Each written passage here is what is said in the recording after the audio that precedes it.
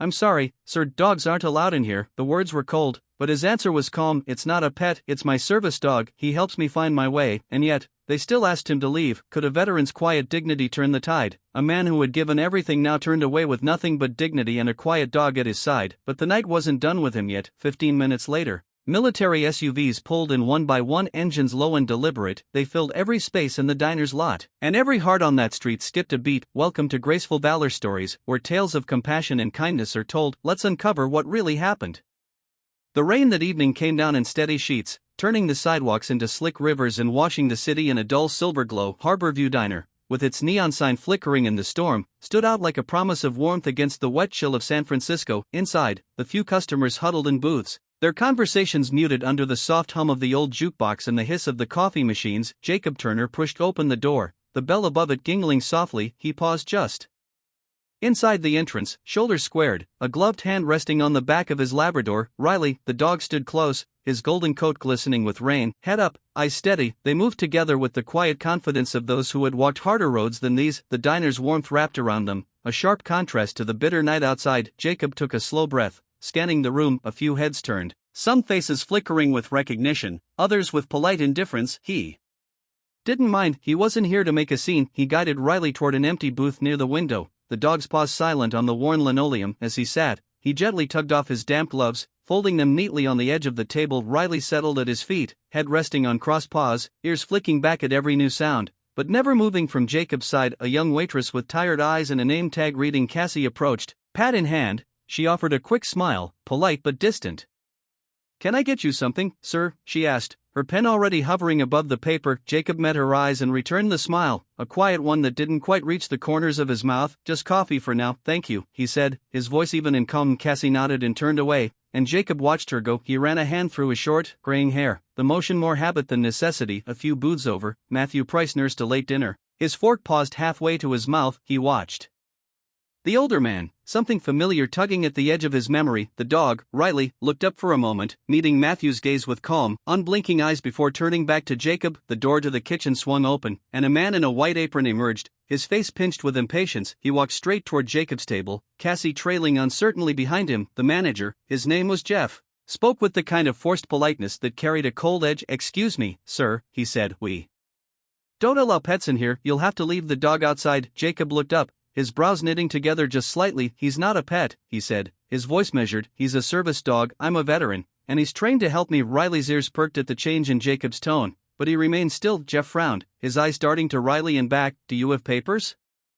A letter from your doctor or something to prove that?" he asked, his tone sharp, eyes scanning the room as if to make sure the other customers were listening. Jacob's jaw tightened. He reached into his jacket, pulling out a worn wallet. "Under the ADA," he said softly, "I'm not required to show you that. My word should be enough." He kept his voice calm, but there was a weight to it, something that made Matthew's pulse quicken. Jeff shifted uncomfortably. A couple at the next booth stopped eating, their forks suspended midair. Cassie's eyes darted between the men, her hands twisting in her apron. "Look," Jeff said, his voice rising just a little, "I don't make the rules. If you can't show me the paperwork, I can't let you stay." Jacob paused, fingers tightening around his wallet. He let out a slow breath, then carefully placed the wallet back in his jacket. "I understand," he said finally. His voice was quiet, but in the silence that followed, it seemed to fill the whole diner. "I don't want any trouble." He rose slowly, shoulders straight, despite the slight stiffness in his movements. Riley stood too, moving with quiet obedience, his tail low but calm. Jacob looked around the diner once, his gaze meeting Matthew's for a heartbeat. There was no anger there, only a quiet sadness and a dignity that cut deeper than any sharp word. Matthew's chest tightened. He watched as Jacob turned to leave, Riley close at his side. The rain outside was still coming down hard, drumming against the windows in a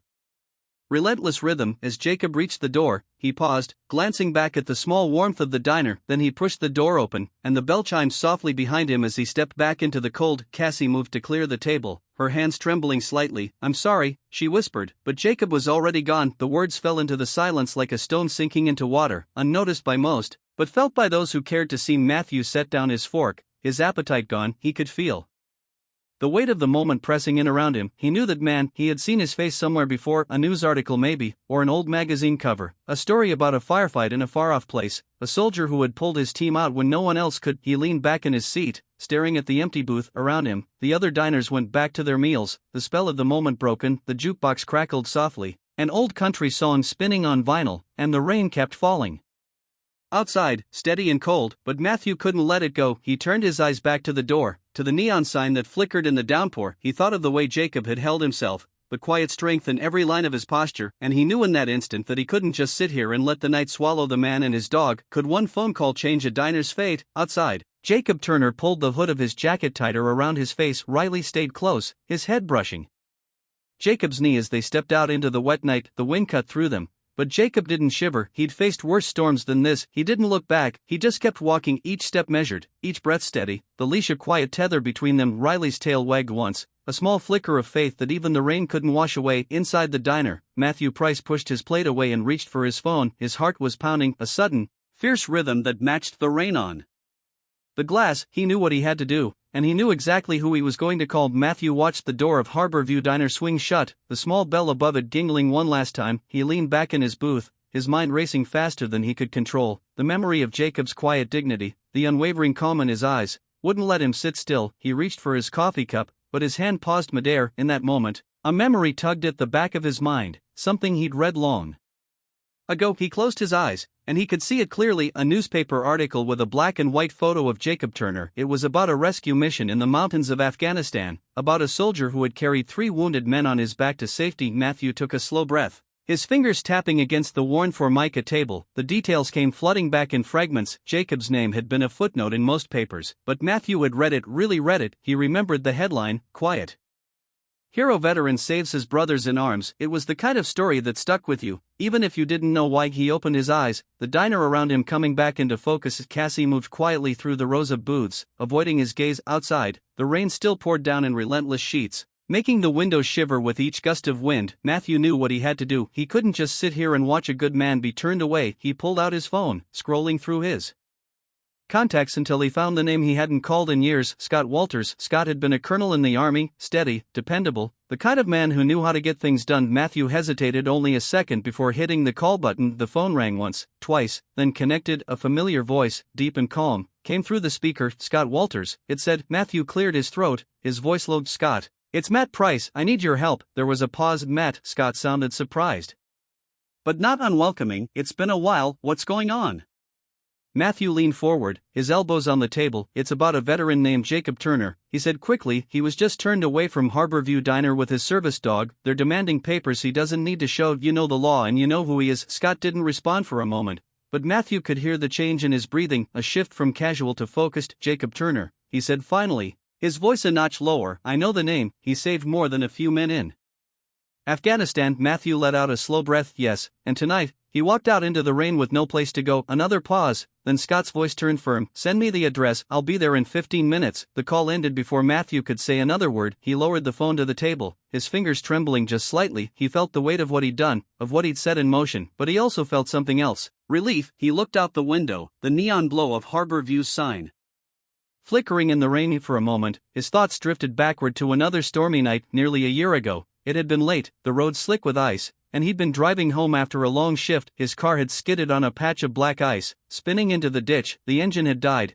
and the cold had seeped into his bones faster than he could fight it. He'd sat there shivering, the world a blur of white and darkness, and then headlights. A pickup truck pulled over, tires crunching through the snow. Jacob Turner had climbed out, his breath fogging in the icy air. He hadn't asked questions, hadn't hesitated. He just wrenched open the passenger door and helped Matthew out, his hands steady and warm despite the cold. Matthew remembered that night like it was yesterday. Jacob hadn't said much, only, "You're safe now, let's get you home." And he had driven Matthew back through the storm. Riley curled up on the seat between them, the dog's calm presence a balm against the night. That memory burned in Matthew's chest now, as real as the rain still lashing the windows of the diner. He shook his head, pulling himself back to the present. Scott was on his way. The thought brought a measure of comfort, though his mind still whirled with questions. Would it be enough? Would the manager at Harborview understand? Or would this turn into something bigger than any of them had planned? Outside, the rain kept falling. Matthew's eyes drifted to the empty booth where Jacob had sat, the seat still damp from his coat. Riley's outlined head resting on those big loyal paws seemed to linger in Matthew's memory. Even though the dog was gone, Cassie came by, her eyes soft but uncertain. "Can I get you anything else, sir?" she asked. Matthew managed a small smile. "No,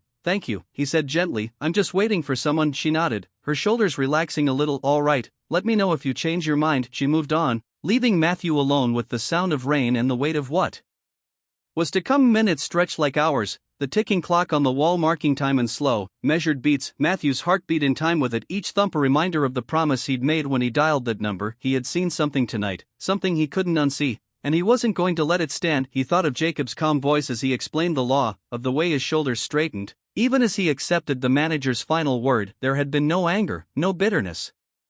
Just a quiet acceptance, the kind that cut deeper than any outburst ever could. Matthew felt a flicker of shame for how easily some people turned away, how quickly they forgot what men like Jacob had done. The minutes slipped by and the diner door stayed closed. Matthew checked the time again. 10 minutes had passed since he'd called Scott. Outside, the street was empty except for the steady glow of passing headlights and the dull gleam of rain-slick pavement. Harborview's neon sign buzzed softly, its glow reflecting off the puddles that pooled at the curb. He wondered what Jacob was doing now, if he'd found shelter, or if he was still out there, head down against the storm. Matthew swallowed hard, his chest tightening at the thought. He wouldn't let that be the end of it, not tonight. He wiped a hand across his mouth, breathing deep and slow. The diner around him felt warm, almost too warm. It smelled of coffee and fried food, of cinnamon from the pies cooling in the display case, but none of it touched him. His mind was fixed on the wet night beyond those steamed-up windows. Then his phone buzzed, a text from Scott. "I'm almost there, be ready." Matthew exhaled, a shaky relief flooding through him. He leaned back in the booth, feeling the hard edge of the seat pressing into his shoulder blades. The world felt smaller now, more immediate. Outside, the rain seemed to fall harder, a drumbeat against the glass that matched the thud of his heart. He watched the street through the window, waiting. The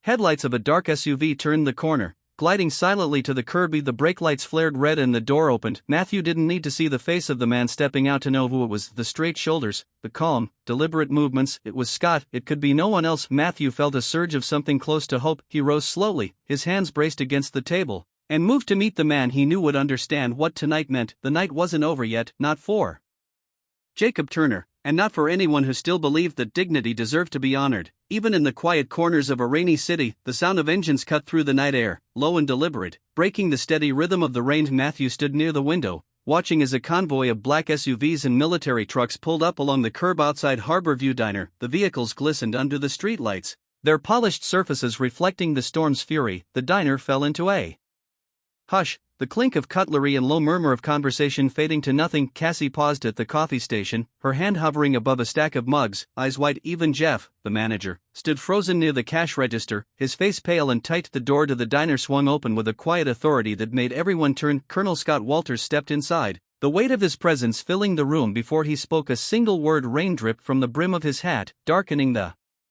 polished brass on his shoulders. He paused in the doorway, his gaze sweeping across the booths, the crowded counter, and finally settling on Matthew. Matthew gave a small nod, his throat tight with relief and something more, something like pride. Scott's expression was calm, but his eyes held a promise that no one could mistake. He stepped forward, his boots silent on the slick floor, and the air seemed to shift around him. Conversation stopped completely, even the soft hum of the jukebox felt muffled, as if the world itself was holding its breath. Scott's voice was quiet, but carried effortlessly across the room. "Where is he?" he asked, his tone measured, each word clear as glass. Matthew gestured toward the empty booth by the window, where a single napkin still lay folded beside a cold cup of coffee. "He left," Matthew said, his voice low, "but he shouldn't have had to." Scott nodded once, then turned his attention to Jeff, who took an uneasy step back. "Are you the manager here?"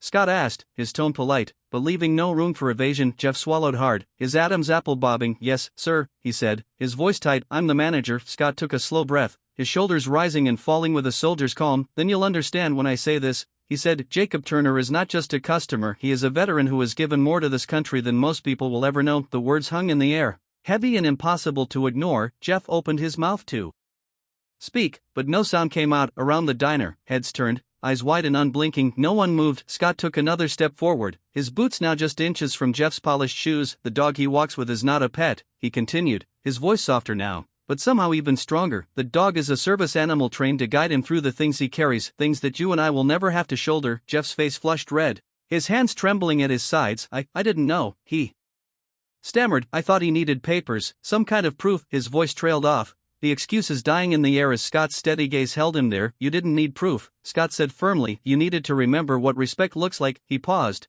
letting the silence stretch around them like a wall. "Jacob Turner walked out of this diner tonight because you forgot that some debts aren't paid with money, they're paid with the way we look at a man who's given more than he ever asked in return."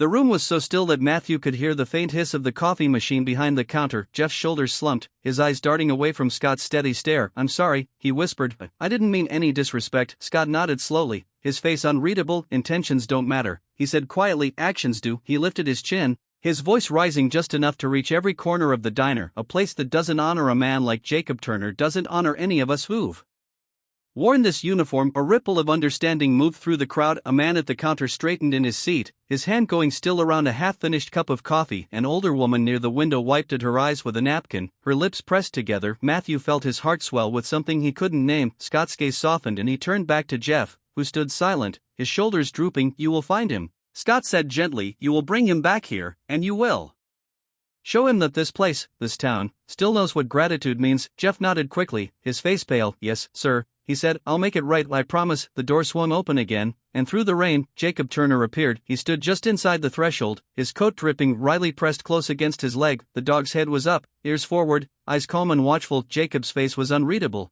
but his eyes met Scott's with a flicker of surprise. Scott stepped forward, one hand outstretched. "Jacob," he said, his voice warm and steady, "come in, you've earned a seat here and more." Jacob hesitated, his hand tightening around Riley's leash, then he stepped forward, his boots leaving wet prints on the warm floor. The quiet dignity in his posture never wavered, even as the weight of 100 silent eyes settled on him. Scott reached out, resting a hand on Jacob's shoulder. The gesture was small, but in the silence of the diner, it felt like everything. Matthew watched as Jacob's shoulders straightened, the lines of exhaustion easing just a little. Riley pressed closer to his leg, tail thumping once against the floor. Jeff moved forward, his face flushed with shame. "Mr. Turner," he said, his voice unsteady, "I'm sorry, I didn't understand. I'll make it right, please. Let me get you something warm on the house." Jacob's expression softened, though he said nothing. Instead, he gave a small nod, the kind of nod that spoke of battles fought and survived, of burdens carried with quiet strength. He guided Riley to the booth by the window, settling into the seat he had left behind. The dog curled up at his feet, head resting on his paws, eyes half closed but alert. Scott sat beside him, his uniform dark and sharp against the warm light of the diner. Matthew moved to join them, sliding into the booth across from Jacob. For a moment, no one spoke. The room around them seemed to exhale, the tension easing in small,